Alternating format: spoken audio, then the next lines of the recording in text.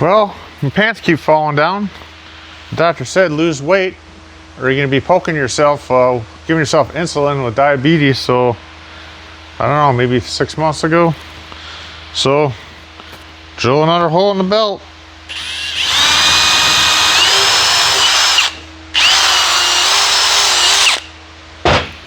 We got 1, 2, 3, 5 holes.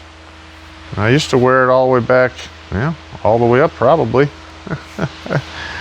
All right, losing weight, feeling better, getting stuff done. Now my pants won't fall down, I go back to work. Well, I'm back at it on this side again.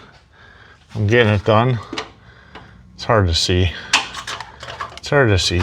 Wish I made a treble light that, I don't know, maybe adjustable light, because it's kind of bright, this thing. This is just off of this area here. We got it all cleaned up around. I got her all above around here cleaned, except for back in the corner back.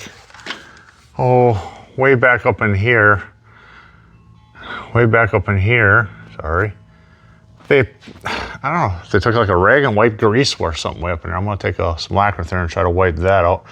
But I just cleaned up all in here and underneath where it's like it's got the undercoating on. I just kind of wire brushed it and stuff. Did real good until I got to the grease spare area and it's just all grease. I don't know if they thought that's how it was, help rust proofing it or something.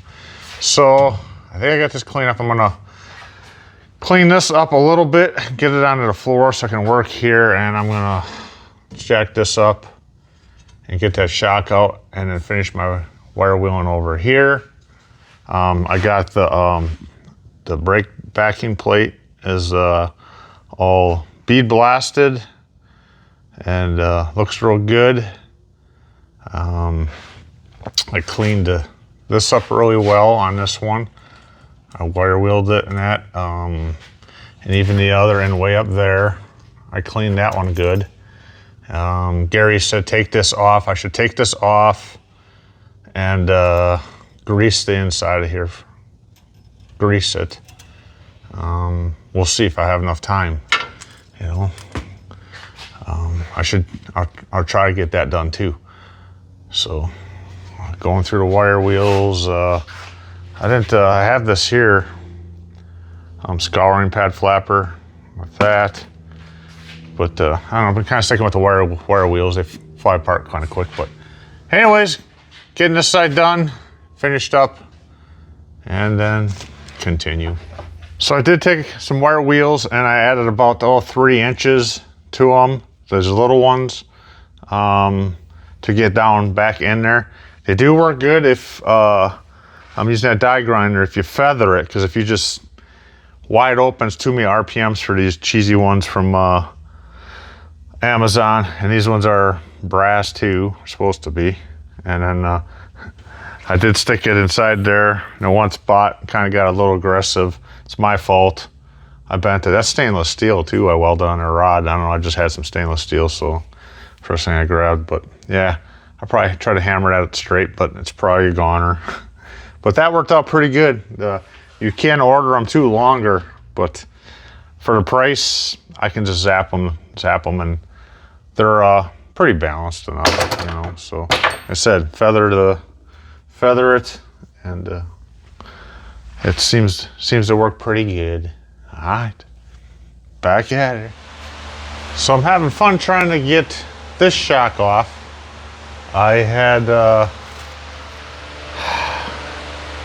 put the wrench, this on the top to hold the shock from spinning. It wasn't moving, so I took the torch and I warmed up the nut. I got it nice and warm and put this on there and I gave her a good crank and this snapped off. So I am just gonna take the torch, because I could cut the nut off the top and get it off real easy, but I want to not start that rubber on fire.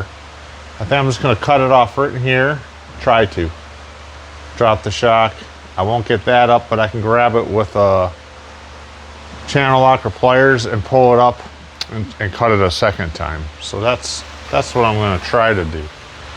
So let's try not to burn down the shop.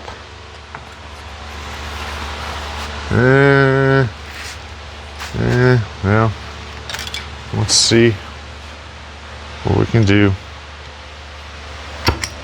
I did have penetrating oil on it for a while, actually for days. The other side came off pretty easy. So I got her cut off, it was in there. I got it cut off. No big deal. I gotta try to get that thing. I can beat it up, knock it up. I don't know, that rubber's holding it now. Really good. Jesus. Or maybe it won't go up, because probably won't go up. I have to look at the old one, maybe because it's big. Yeah, and the top piece can only come down, so I'll still have to cut that top off of there. I just didn't want to start that rubber on fire. I really didn't want to have to smell that crap, but I'll have to cut it off up top. I'm gonna go with a cutoff wheel to cut that off because I can get at it. When I was warming up the nut up there to get it off, it was starting that rubber on fire. I didn't want to smell that crap, so we'll try to get her off this way.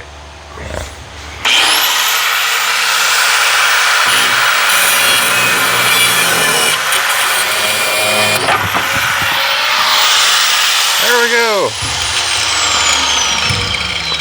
Got her out. Whew. All right. She's warm. Got her out. And we're good. Now I can clean the rest of that, get in here a little more better with the shock out, and get that cleaned up. This is the piece that broke. You hold it to keep this from spinning, to get the nut off. Snapped off. And these are the shocks I told you earlier I'm putting on. These Monroe 750s. On one of the groups, I believe, is Corvair. Maybe I had asked about what shocks to go with. I don't remember. Or I was reading somebody else's, and they said they put these ones on their Greenbrier, and they really liked them. They were really happy, and they were very, for the most part, an inexpensive shock. I didn't think they were too bad a price. I don't remember, 80 some bucks for all of them on Amazon. They had 37% off or something for some reason. And I was gonna order them for the other one right away too, but I figured, I'll just get these and see how I like them. But when I put the other one on over there, these here spacing, I had to grind it out about an 1/8 inch on each side, because it was about a 1/4 inch off to get the two bolts through. So I took a die grinder and grinded it a little bit. At first I was like, what am I gonna do now? I'll try to return these and monkey around with all that. So I said, well, I'll just die grind it. If I crap it up, I guess I throw them on the shelf or do something else with them or something. So that's what I did. I got that one on, and not putting these on until this is painted. So that's what I had to do with these. We'll see how they are. Other than that, wasn't, the bolt still had plenty of room here for the head. It was just about a 1/4 inch, about 1/8 on each side. So, all right, now I'm gonna finish cleaning this up in here around. Now that I got the shock out of there, and I don't know, go to the next part of it and work on it. All right. So I'm working this little space again. I thought I would be done with all these little tin pieces, but I took all these off. I got them, I bead blasted them. I got them straight, and I think I got them about right, for leave a little gap in there for the rubber strip. This piece here, there, like that. Get that one all nice. It had some dings and stuff in it. This one back here was really beat the crap. It's not 100%. It's a lot better. It was bad. Both of these were just crushed. So I got this one. I've been working on that one for about an hour this morning. So I got that one pretty good in there now, I do believe. I can go. I don't want to have to start bending too much after everything's painted. I think this is here where they were trying to weld some crap to put exhaust hanger there.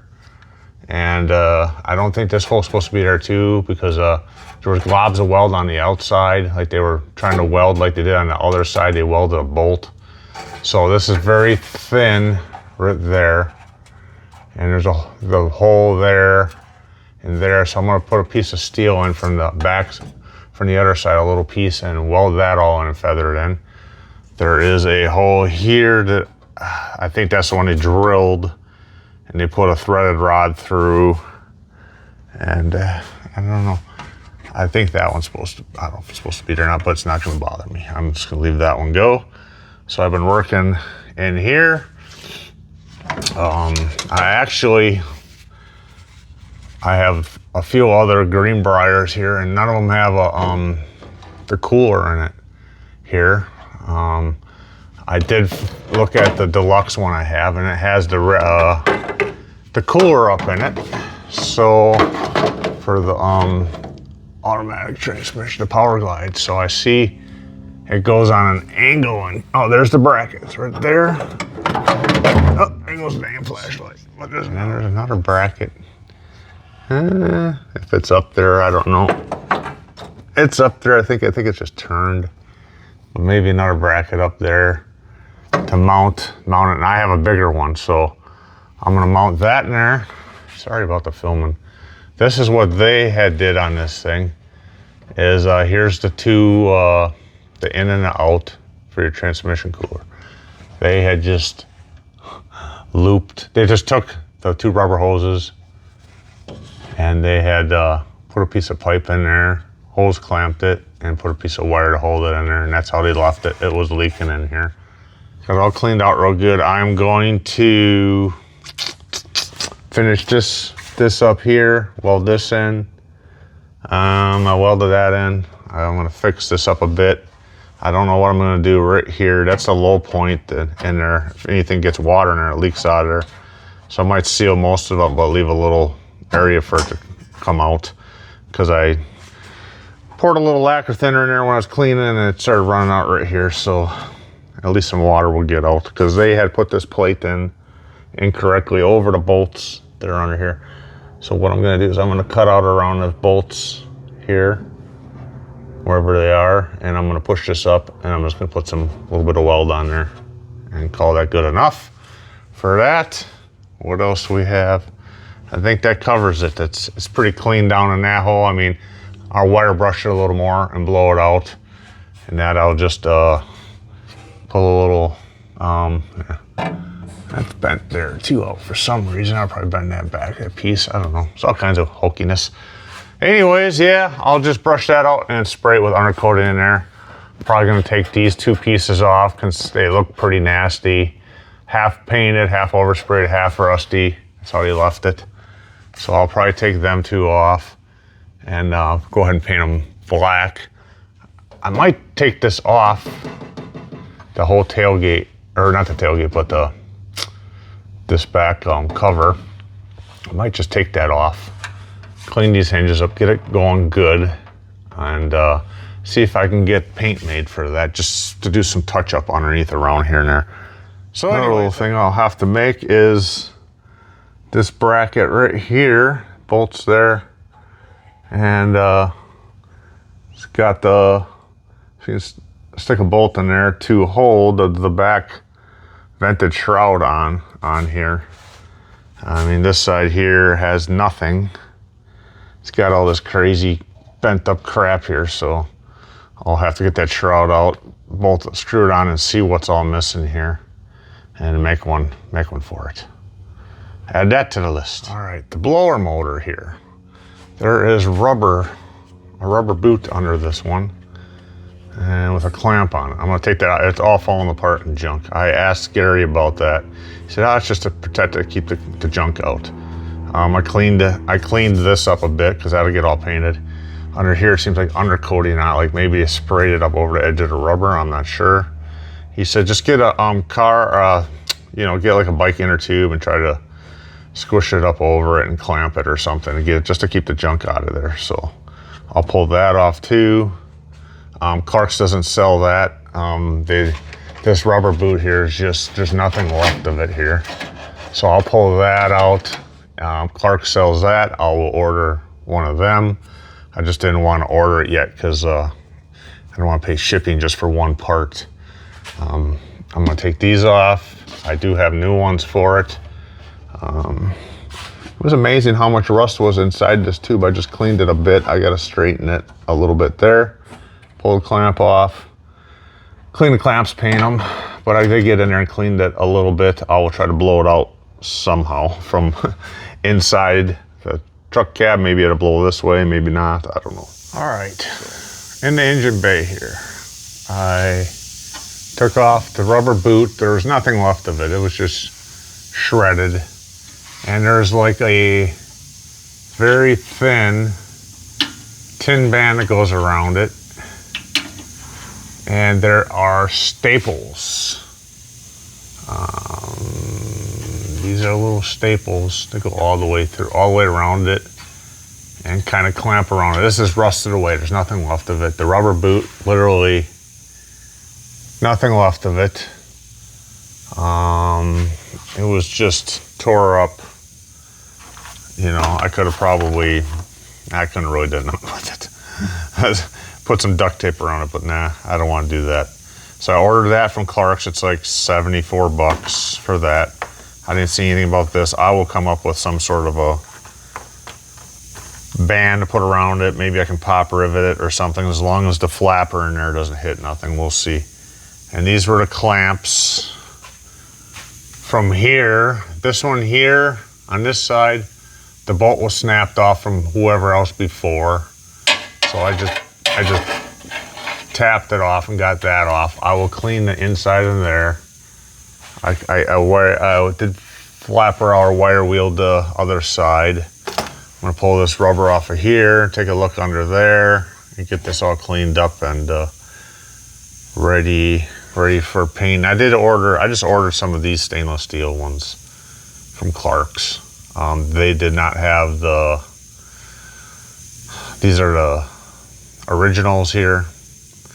I do have a few of them, but they're pretty thin and crappy. I did sandblast or bead blast a set, and I just figured I'd just order 4 of them, put them on here, and use the other ones on the next build if I have enough of them here to do that. So this baby's being a bugger.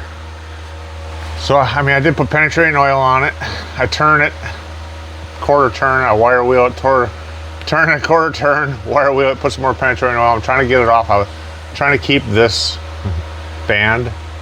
And then I do remember Gary's like, oh, just go and get one off of, maybe you got a good one out in the yard off one of the other ones sitting around on the property. And yeah, even if there was one that was good, you would probably destroy it to get it off. So I'm not even going to even try that. That's why I just did order one, because they're pretty crusted on there.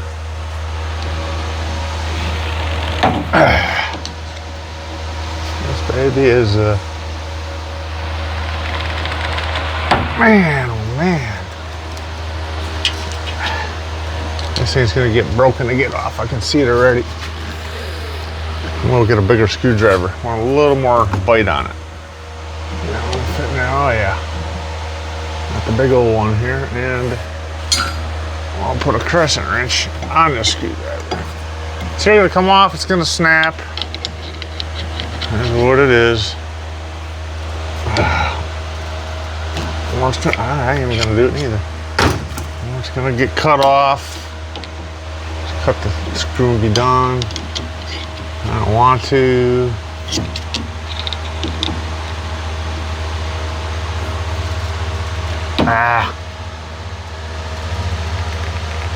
She's done. She's not gonna come off. it's just, it's pretty freaking rusted out here anyways. I'm just gonna cut it off, be done. I think I can just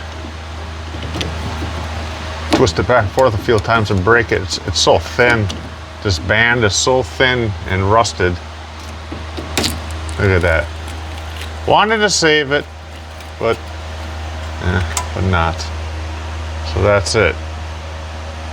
It looks like it had a hole in the bottom to let water out too.